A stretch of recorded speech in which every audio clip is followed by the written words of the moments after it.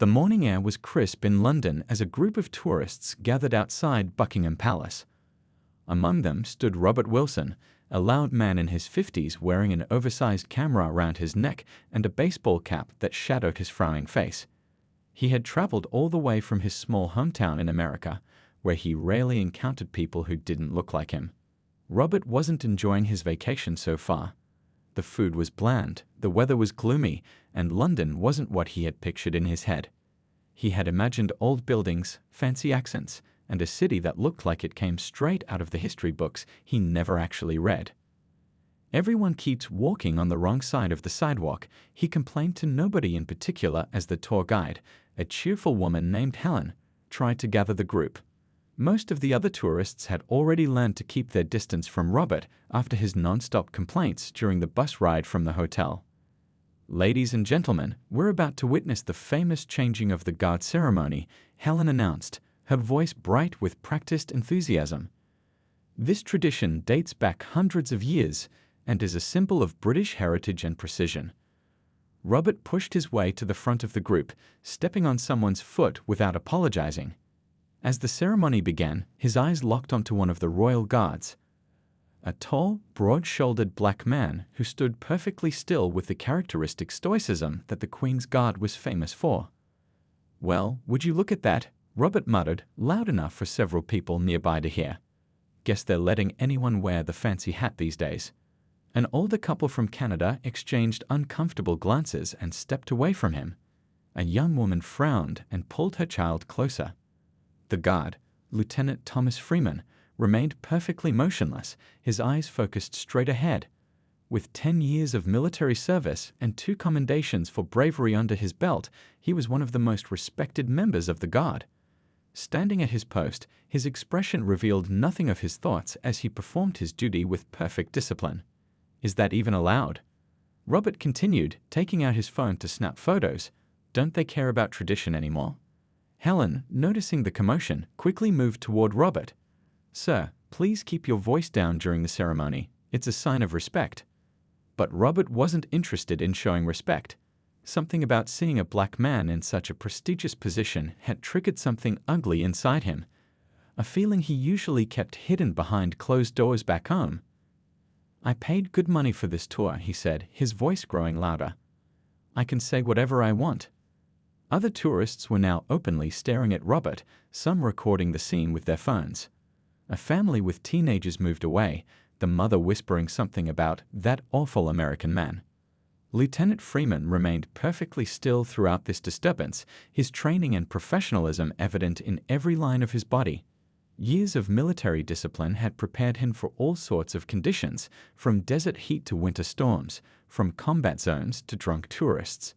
Nothing could break his concentration. As the ceremony continued, Robert's comments grew more pointed and offensive. Helen tried again to calm him down, but he brushed her off with a wave of his hand. "I'm just saying what everyone's thinking," he insisted, though the disgusted looks from the people around him suggested otherwise.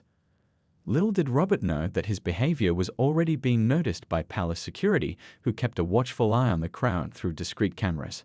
And little did he know that his holiday was about to take a turn he never expected, one that would follow him long after he left London.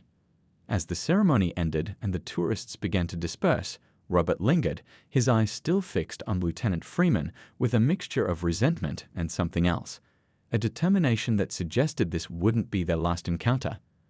The day was still young, and Robert Wilson's worst decisions were yet to come. The tour group moved away from Buckingham Palace toward their next destination, but Robert couldn't stop thinking about the Black Royal Guard.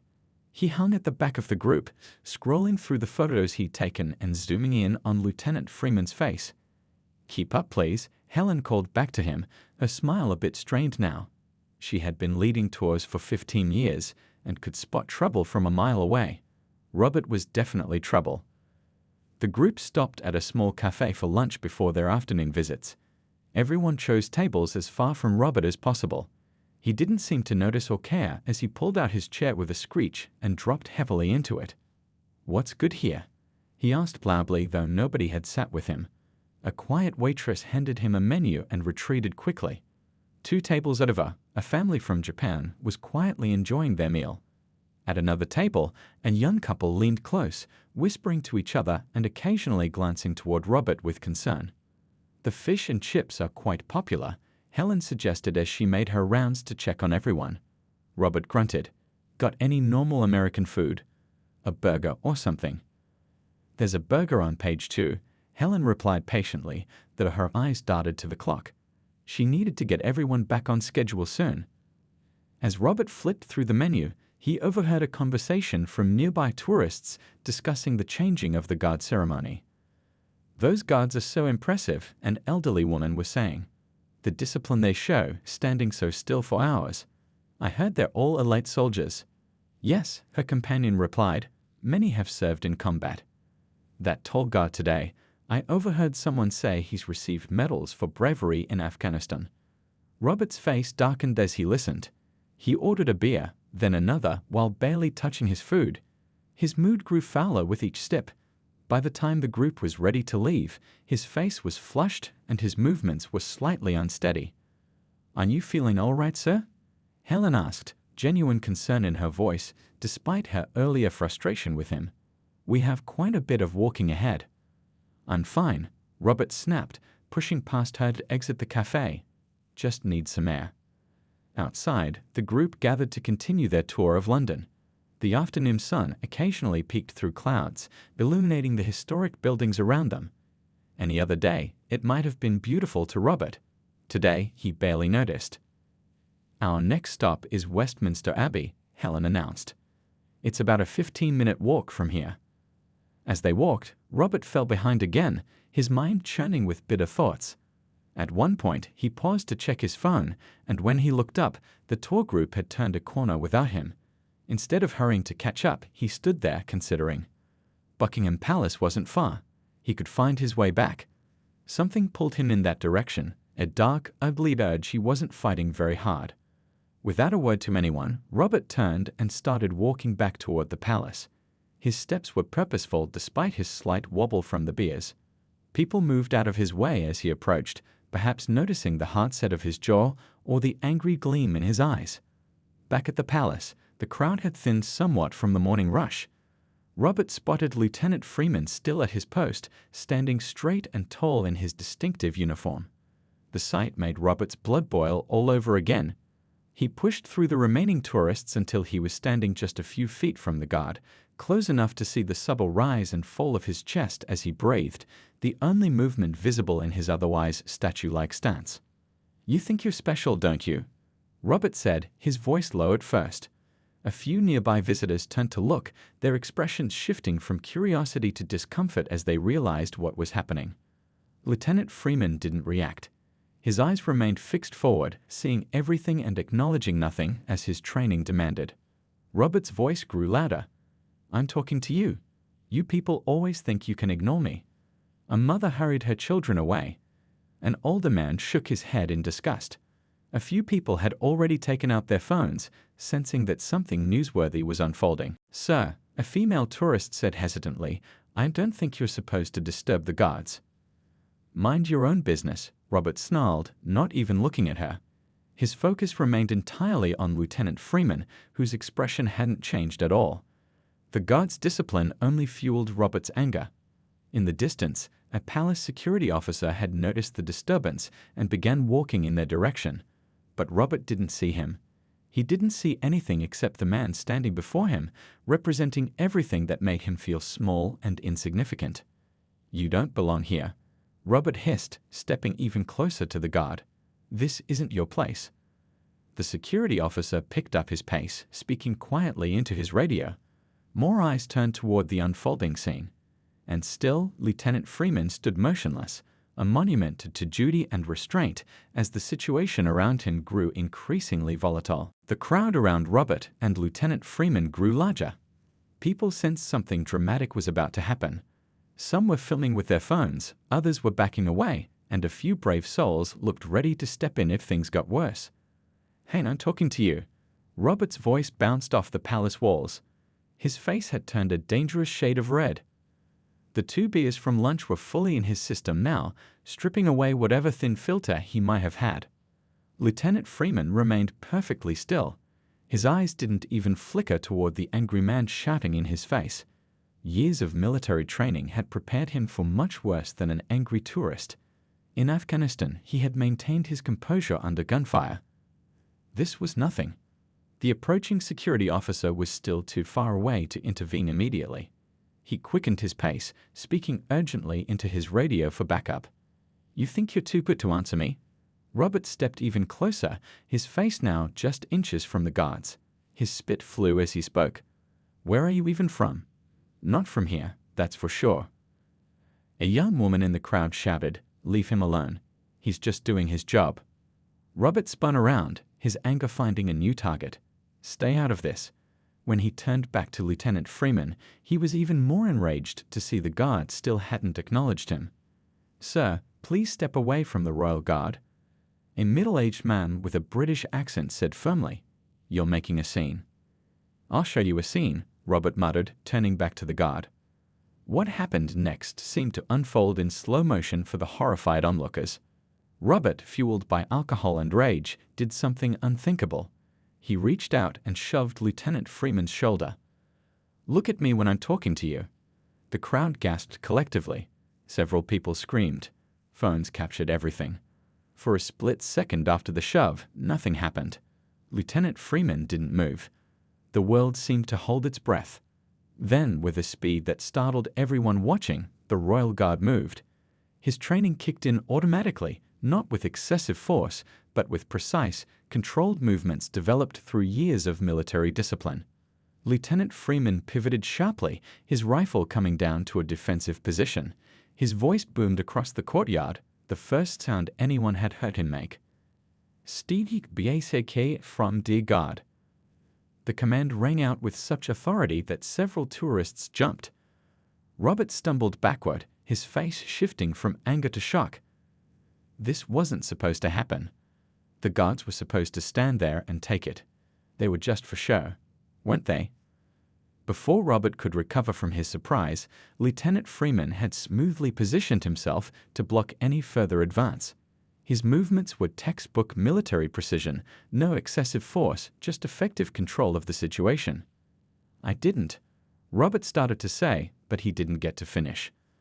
Two palace security officers reached them at that moment, quickly moving between Robert and the guard. More security personnel were rushing toward the scene from different directions. "Sir, you need to come with us right now," one officer said firmly, gripping Robert's arm. "Get your hands off me." Robert tried to pull away, but the officer's grip tightened. "Sir, you've just assaulted a member of the Queen's Guard. That's a serious offense. You can come with us cooperatively, or we can add resisting to the charges. Your choice." The reality of his situation began to dawn on Robert, his face drained of color. The alcohol buzz that had fueled his courage suddenly evaporated, leaving behind cold clarity. "I didn't assault anyone," he protested weakly. "I barely touched him." "We have about 30 witnesses and at least a dozen videos that say otherwise," the second officer replied calmly, nodding toward the crowd of tourists with raised phones. Lieutenant Freeman had already returned to his post and resumed his stance, as if nothing had happened. The only evidence of the confrontation was his slightly adjusted position and the barely perceptible rise and fall of his chest as his breathing returned to normal. As the security officers led Robert away, the crowd parted silently. Some people were still filming. Others were already sending their videos to friends or posting them online. By the time Robert reached the security office, his face was already being viewed by thousands of people around the world. "My tour group," Robert said suddenly, his voice small. "They don't know where I am." "That's the least of your concerns right now, sir," the officer replied. "You're going to be here for quite some time." Inside the small security office, Robert was directed to a chair. As he sat down, the weight of his actions finally hit him. His hands began to shake. Outside, he could hear tourists talking excitedly about what they had just witnessed. "Did you get it all on video?" "I've never seen anything like that." "That guard moved so fast." What was that man thinking? Robert put his head in his hands. His dream vacation had just turned into his worst nightmare. Hours passed as Robert sat in the small security office at Buckingham Palace. The chair was uncomfortable, and the fluorescent lights made his growing headache worse. His cell phone had been taken away, along with his wallet and passport. The beer buzz had completely worn off, leaving him with a dry mouth and a clearer understanding of just how badly he had messed up. 2 police officers had arrived about an hour ago. They weren't friendly like the bobbies in the travel shows he'd watched back home. Their faces were stern as they took statements from the security team and viewed some of the videos that witnesses had provided. "Mr. Wilson," one of the officers finally said, pulling up a chair across from him, "I'm Officer Taylor. Do you understand why you're being detained?" Robert shifted uncomfortably. "It was just a misunderstanding. I barely touched the guy." Officer Taylor's expression didn't change. "Mr. Wilson, you physically assaulted a member of the Queen's Guard while on duty. That's a serious offense in the United Kingdom." "Assault? Come on, that's ridiculous. I just wanted him to acknowledge me." "The entire incident is on video, Mr. Wilson. Multiple videos, in fact." Officer Taylor placed a tablet on the table and turned it to face Robert. "Would you like to see?" Robert's stomach dropped as the officer pressed play. The video showed everything: his angry approach, the shouting, and then the moment he shoved Lieutenant Freeman. Even worse was seeing his own face twisted with anger, hearing the ugly words coming from his mouth. The crowd's reaction was clear too, the shock and disgust on their faces. "That doesn't even look like me," Robert whispered, but he knew it was. "Your actions today violated several laws, Mr. Wilson, assaulting a royal guard, disturbing the peace, and potentially inciting racial hatred." Robert's head snapped up. "Racial hatred? I'm not a racist." Officer Taylor simply gestured to the paused video showing Robert Midrunt. The evidence spoke for itself. "Your tour guide has been contacted," the second officer said, speaking for the first time. "She's arranged for your belongings to be collected from your hotel." "My hotel? But I'm staying 3 more days." "Not anymore, Mr. Wilson. You'll be processed at the station, and a court date will be set. Given the circumstances, the Crown Prosecution Service may expedite your case." The reality was sinking in. This wasn't going to be resolved with an apology or a fine he could pay before flying home. "I want to call the American Embassy," Robert said, his voice smaller than before. "That's your right," Officer Taylor nodded. "But I should inform you that your situation has already gained significant public attention." "What do you mean?" The officer turned the tablet to show a news website. Robert's face was right there on the screen, alongside a headline: "American Tourist Attacks Black Royal Guard in Racist Incident." Robert felt sick. How did they get this so fast? "Welcome to the internet age, Mr. Wilson." The videos were trending on social media within 30 minutes of your arrest. News outlets picked it up shortly after. While the officers prepared to transport him to the police station, Robert stared at the wall, trying to process how quickly his life had unraveled. Just this morning, he'd been an ordinary tourist. Now he was about to be the villain in a viral story. At the police station, things moved with methodical precision. Robert was photographed, fingerprinted, and placed in a holding cell. The process was humiliating but conducted professionally. "You get one phone call," an officer informed him, leading him to a phone. Robert's hands trembled as he dialed the U.S. Embassy. After several transfers, he finally reached someone who could help. "Mr. Wilson, I'm Mr. Patterson from American Citizen Services," a tired voice said. "I understand you've been arrested." "They're saying I assaulted a royal guard, but it wasn't like that," Robert tried to explain. "I need help getting out of here." "Mr. Wilson, I should inform you that your case has already reached our office through diplomatic channels. The British authorities have shared the video evidence." Robert's heart sank. "So you've seen it?" "Yes, and I must be frank with you. The embassy can ensure you receive fair treatment under British law, but we cannot interfere with their legal process when there's clear evidence of a violation." "What does that mean?" "You won't help me." "It means you'll need a local attorney. We can provide a list of English-speaking lawyers, but given the public nature of this incident and the evidence involved, you should prepare yourself for the legal consequences." After the call, Robert was returned to his cell. The reality of his situation was becoming clearer by the hour. Outside his small cell, the world was watching the video of his worst moment, judging him, sharing it, commenting on it. His family would see it.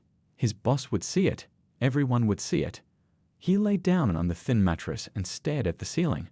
For the first time since this all began, he thought about Lieutenant Freeman, the man he had attacked. The guard had shown incredible restraint and professionalism. What kind of training and character did that require? And what did it say about Robert that he had tried to break that composure with hatred? As night fell over London, Robert closed his eyes, but sleep wouldn't come. Tomorrow he would face a judge, but the court of public opinion had already delivered its verdict. Robert's phone buzzed with another notification, but he couldn't bear to look at it. Since his release on bail 3 days ago, he hadn't had a moment's peace. The small hotel near the courthouse where he was now staying, a far cry from the luxury tourist accommodation he'd originally booked, offered little protection from the storm that had become his life. He sat on the edge of the bed, remote in hand, flipping through British TV channels. Every news program seemed to be talking about him. American tourists' racist attack read one headline. Royal Guard praised for restraint against abusive tourist read another. Robert turned off the TV and tossed the remote aside. His court appearance yesterday had been brief but humiliating. The magistrate had set a trial date for next week and ordered him to surrender his passport. He was stuck in London until this was resolved, with bail conditions that required him to report to a police station every day. His phone buzzed again. This time he looked. It was an email from his boss back in Ohio. Robert, in light of the viral video showing your behavior in London, we regret to inform you that your position at Wilson & Sons Hardware has been terminated, effective immediately. The family business, started by his grandfather, had his name on it. And now they were firing him. His own cousin had signed the termination letter. Robert threw the phone on the bed and walked to the small window. Outside, life in London continued as normal. People rushing to work, tourists taking photos, red buses crawling through traffic. No one knew or cared that his life was falling apart in this small hotel room. His lawyer, Mr. Davies, a stern British attorney recommended by the embassy, had been brutally honest about his situation. The evidence against you is overwhelming, Mr. Wilson, he had said after reviewing the case. Multiple videos from different angles, dozens of witnesses, and the testimony of the Royal Guard himself. What about my side of the story? Robert had asked desperately. And what exactly is your side? Mr. Davies had replied, peering over his glasses. That you were drunk and didn't mean it. That you're not actually racist, despite what you clearly said on video. I need something better to work with, Mr. Wilson. Robert had no answer then, and he had no answer now as he stared out the window. His phone rang, displaying his wife's number. He had been avoiding her calls, only sending brief texts assuring her he was okay. But he couldn't hide forever. Hello, he answered, his voice hoarse. Robert, what on earth is happening? Carol's voice was a mixture of anger and concern. Your face is all over the news here. Tommy came home from school crying because the other kids were saying his dad is a racist. Your mother called me in tears. I messed up, Carol, Robert said, sitting heavily on the bed. I messed up bad. The video, Robert. I saw the video. That wasn't you, was it? That angry, hateful man shouting those terrible things. Robert closed his eyes. I don't know what happened. I was drunk, frustrated, but that's no excuse. No, it's not. Carol's voice hardened. Do you have any idea what this is doing to our family? The hardware store has people protesting outside. Your brother's kids are being bullied at school. Everyone in town is talking about it. The reality of how far the ripples from his actions had spread hit Robert like a physical blow. It wasn't just his life being affected, it was everyone connected to him. The lawyer says I might be able to plead guilty to a lesser charge, he said, trying to sound hopeful. Maybe get deported instead of serving jail time here. Deported? Jail time? Carol's voice rose. Robert, this is insane. What were you thinking? I wasn't thinking, he admitted. I saw him standing there, and something inside me snapped. There was a long silence on the other end of the line. Carol? I've never heard you talk like that before, she finally said, her voice quieter now. Those words you used in the video, have you always felt that way? It was the question Robert had been avoiding since this all began. Had those ugly thoughts always been inside him, hidden beneath the surface of his everyday life? I don't know, he answered truthfully. I don't want to be that person, Carol. Well, you have a lot of thinking to do, she said. Because whether you like it or not, that's the person the whole world sees right now. After hanging up, Robert opened his laptop. He'd been avoiding looking himself up online, but now he needed to understand the full scope of the situation. The search results were overwhelming. His name appeared on news sites, social media platforms, and blogs across the world. The video had millions of views. People were analyzing his body language, dissecting his words, discussing his background. But what caught his attention was a new article that had just been published. It featured a photo of Lieutenant Freeman in his regular military uniform, standing tall and proud with medals on his chest. The headline read, "Hero Royal Guard, the decorated veteran behind the uniform." Robert clicked on it, and for the first time, he began to learn about the man he had attacked. Lieutenant Thomas Freeman had served 3 tours in Afghanistan. He had received medals for bravery after saving fellow soldiers during an ambush. After his military service, he had been selected for the prestigious role in the Queen's Guard, one of the few black soldiers to achieve this honor. The article quoted his former commanding officer, "Lieutenant Freeman exemplifies the very best qualities we look for in our military personnel. His restraint during the recent incident demonstrates the exceptional discipline and character that has defined his career." Robert closed the laptop slowly. The man he had targeted, the man whose humanity he had tried to deny, was a hero. While Robert had been running a hardware store and nursing his small-town grievances, Lieutenant Freeman had been risking his life to save others. For the first time since this nightmare began, Robert felt something beyond fear and self-pity. He felt shame, deep, genuine shame. The courtroom was smaller than Robert had imagined. There were no dramatic high ceilings or wooden panels like in American TV shows. Instead, it was a practical modern room with fluorescent lighting and simple furniture. Yet despite its ordinary appearance, Robert had never felt more intimidated in his life. Mr. Davies sat beside him at the defendant's table, arranging papers with practiced efficiency. The public gallery behind them was full. Journalists occupied most of the seats, notebooks and pens ready. A court artist sat in the corner, already sketching the scene. "Remember what we discussed," Mr. Davies whispered. "Plead guilty, show genuine remorse, and hope for the court's leniency." Robert nodded, his mouth too dry to speak. The deal his lawyer had arranged was the best they could hope for. Plead guilty to assault and disorderly conduct, accept deportation, and avoid jail time. The more serious charge of inciting racial hatred would be dropped. The door at the side of the courtroom opened, and Robert's heart froze.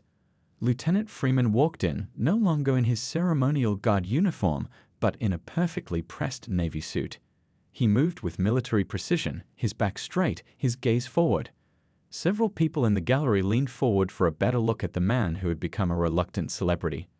Lieutenant Freeman took his seat in the witness area without once glancing in Robert's direction. His face revealed nothing, no anger, no triumph, no emotion at all. The magistrate entered, and everyone stood. As the formal proceedings began, Robert found it hard to focus on the legal language being exchanged. His attention kept drifting to Lieutenant Freeman, sitting calmly just a few yards away. "Mr. Wilson, you are charged with assault on a member of Her Majesty's Royal Guard and with disorderly conduct likely to cause harassment, alarm, or distress. How do you plead?" Robert stood on shaky legs. "Guilty, Your Honor." The next hour passed in a blur of legal statements. The prosecutor outlined the case against him, presenting the video evidence and witness statements. Mr. Davies offered mitigation, emphasizing Robert's clean record before this incident and his willingness to accept responsibility. Then came the moment Robert had been dreading. "Lieutenant Freeman, would you like to make a victim impact statement?" the magistrate asked. Lieutenant Freeman stood and approached the stand. When he spoke, his voice was deep and clear with a slight London accent. "Thank you, Your Honor. I have served my country for 12 years, including 3 combat tours. In that time, I have faced many challenges, but none quite like this."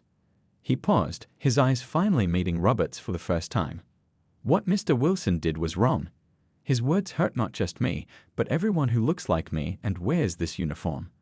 They hurt every child who might see that video and wonder if they'll face the same hatred someday." Robert felt each word like a physical blow.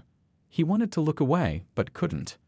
However, Lieutenant Freeman continued, I joined the military to protect people's freedoms, including the freedom to make mistakes. I believe in second chances. I do not wish to see Mr. Wilson imprisoned, but I do hope he learns from this experience. The courtroom was completely silent. Even the journalists had stopped writing, caught up in the moment. The uniform I wear represents centuries of tradition, but it also represents change and progress. When I stand at my post, I stand for everyone in this country, regardless of their background. That's what Mr. Wilson failed to understand that day. Lieutenant Freeman turned to the magistrate. I trust the court to determine an appropriate sentence. For my part, I hold no personal grudge against Mr. Wilson. Thank you, Your Honor. As Lieutenant Freeman returned to his seat, Robert realized he had been holding his breath. The man he had attacked with such hatred had just shown him compassion. After a brief recess, the magistrate delivered the sentence. Robert was given a suspended 6-month prison sentence, a £5,000 fine to be paid to a charity combating racial discrimination, and deportation from the United Kingdom with a 5-year ban on re-entry. Mr. Wilson, the magistrate concluded, you came to our country as a visitor and abused our hospitality. Your behavior has been broadcast worldwide, damaging not only your own reputation but potentially that of your countrymen. I hope you use this experience as an opportunity for reflection and growth. Outside the courthouse, a crowd of reporters waited. Robert followed Mr. Davies through the gauntlet of shouted questions and camera flashes to a waiting car. We got off lightly, Mr. Davies said as they pulled away. Lieutenant Freeman's statement made a significant difference. Robert watched London pass by through the car window. When can I go home? You'll be escorted to the airport tomorrow morning. Your belongings from the hotel have already been collected. As they drove, Robert spotted a newspaper stand with his own face on the front page. Next to it was a smiling photo of Lieutenant Freeman. The headline read, Hero Guard shows mercy to racist tourist. Back at the hotel, Robert sat at the small desk and took out a pen and paper. For a long time, he stared at the blank page, struggling to find the right words. Finally, he began to write. Dear Lieutenant Freeman, I don't expect you to forgive me, but I need you to know how deeply I regret my actions. It wasn't much, but it was a start. The letter would probably never reach Lieutenant Freeman, and even if it did, words couldn't undo what had happened.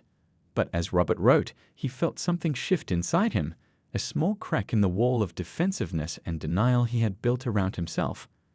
Tomorrow he would return to America to face his family, his community, and the consequences of his actions. It would be the hardest thing he'd ever done. But today, in this small hotel room, he took the first difficult step toward becoming someone different than the man in that viral video. 6 months had passed since Robert returned to Ohio. The small house he shared with Carol felt different now, quieter, more subdued. Their son Tommy had just left for school, his goodbye hug a little longer than usual. Things were slowly healing, but the scars remained. Robert sat at the kitchen table, coffee growing cold as he scrolled through job listings on his laptop. Finding work had been nearly impossible. The video followed him everywhere.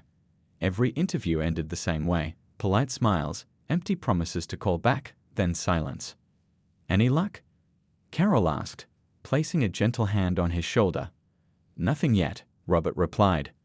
But the hardware store over in Westfield hasn't gotten back to me. They might not have seen the video.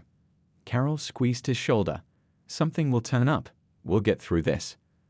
Their relationship had changed too. There were difficult conversations, tears, and moments when Robert thought Carol might leave. But she had stayed, watching him struggle to become a better person, holding him accountable when old attitudes surfaced. The doorbell rang, interrupting their moment. I'll get it, Robert said, closing his laptop.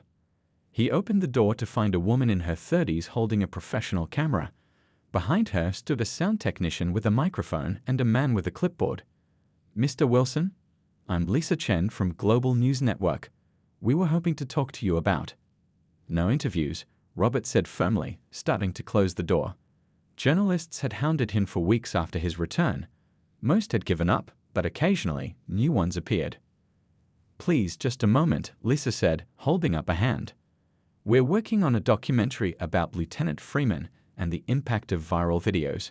We've spoken with him already, and he suggested we talk to you. Robert froze, the door half closed. Lieutenant Freeman suggested you talk to me. Lisa nodded. He said there are two sides to every story, and yours deserves to be heard too. I don't understand, Robert said. Why would he want that? He's become something of an advocate for dialogue across differences, Lisa explained. The video changed his life too.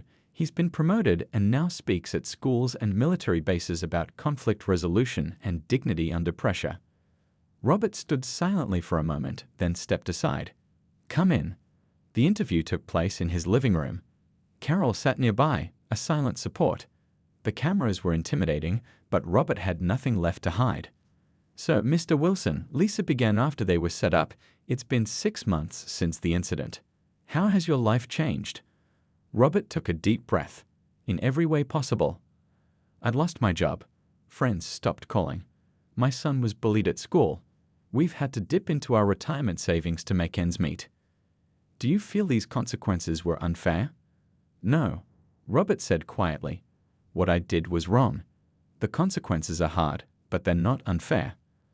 Would you say you've changed since then? Robert looked down at his hands. I'm trying to. That man in the video, I don't want to be him anymore. I've joined a community dialogue group here in town. I'm learning about experiences different from mine. It's uncomfortable sometimes, but necessary. Lisa nodded. Lieutenant Freeman told us that he hopes you found some peace. His exact words were, I hope Mr. Wilson knows I harbor no ill will toward him. Robert's eyes welled with tears. He got my letter then? Yes, he mentioned it. He keeps it in his desk drawer. After the interview, as the crew packed up their equipment, Lisa handed Robert a business card. There's one more thing, she said. Lieutenant Freeman is coming to the States next month for a speaking tour. He asked if you'd be willing to meet with him privately. No cameras, no publicity. My number's on the card if you want to arrange it. 2 weeks later, Robert sat nervously in a hotel conference room in Cleveland. The door opened and Lieutenant Freeman walked in, now wearing the insignia of a captain. He looked taller than Robert remembered, his posture just as perfect as it had been at his post outside Buckingham Palace. Mr. Wilson, Captain Freeman said, extending his hand. Robert stood and took it, noticing the firm grip. Captain Freeman, thank you for agreeing to meet me. They sat across from each other at a small table. For a moment, neither spoke. Your letter, Captain Freeman finally said. It was unexpected. I needed to apologize properly, Robert replied, though words don't seem enough. Captain Freeman nodded. Actions matter more than words.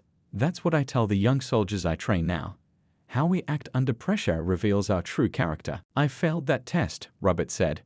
Yes, Captain Freeman agreed, his honesty refreshing. But the real test is what you do afterward. We all make mistakes, Mr. Wilson. Not all of us learn from them. They talked for nearly 2 hours. About the day at Buckingham Palace.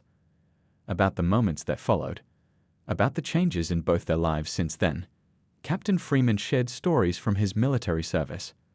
Robert talked about his struggle to find work and rebuild his reputation. I have a proposition for you, Captain Freeman said as their meeting drew to a close. I've been invited to speak at schools about respect and handling conflict. Having both sides of our story might be powerful for young people to hear. Robert stared in disbelief. You want me to speak with you? About what happened? About what happened and what came after, Captain Freeman clarified. About how one moment of hatred created ripples that affected both our lives. About the hard work of change. Why would you want that? Why help me after what I did? Captain Freeman leaned forward. Because forgiveness without action is just words. Real change happens when we're willing to be uncomfortable, to face our mistakes publicly, and to help others learn from them. 1 month later, Robert stood on a stage in a high school auditorium, facing hundreds of teenage faces. His hands trembled as he adjusted the microphone. My name is Robert Wilson, he began. And last year, I made a terrible mistake that changed my life forever. As he spoke, he caught Captain Freeman's eye from the side of the stage. The captain gave him a slight nod of encouragement. Robert didn't know if he would ever fully atone for what he had done that day in London. He didn't know if the video would ever stop following him, or if he would find stable work again, or if some people would ever see him as anything other than that racist tourist. But standing there, sharing his painful journey toward change, Robert felt something he hadn't felt in a long time. Purpose. His mistake couldn't be undone, but perhaps it could become a lesson that might prevent someone else from making the same one. It wasn't redemption, but it was a start.